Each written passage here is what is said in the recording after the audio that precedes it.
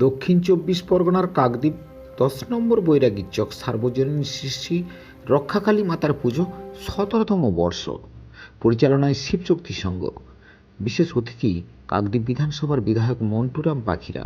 পাশাপাশি উপস্থিত ছিলেন প্রধান থেকে শুরু করে এলাকার বিশিষ্ট ব্যক্তিবর্গ ও শিবশক্তি সংঘের সদস্যরা, এছাড়া গ্রামবাসীবৃন্দ। বিভিন্ন অনুষ্ঠানের মধ্য দিয়ে বিশেষ করে মিনি ক্রিকেট টুর্নামেন্ট, বস্ত্র বিতরণ ও বিচিত্র অনুষ্ঠান অনুষ্ঠিত হয়।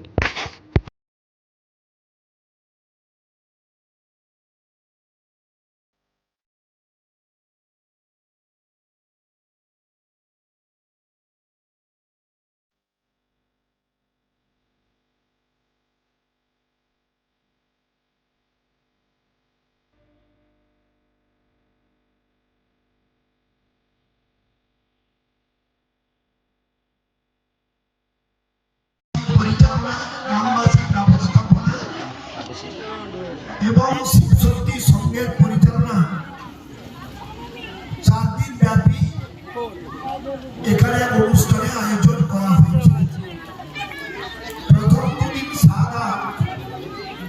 7ই মার্চ এবং 8ই মার্চ এই দুদিন 16 দলীয় নকআউট মিনি ক্রিকেট টুর্নামেন্টের আয়োজন করা হয়েছে এবং সেই টুর্নামেন্টে প্রথম হয়েছে আমাদের এই এলাকার একটি জয় শিব শম্ভু জোড়াপুরে, তারা যেখানে প্রথম স্থান অধিকার করেছে 16 দলীয় মিনি টুর্নামেন্ট ক্রিকেটে।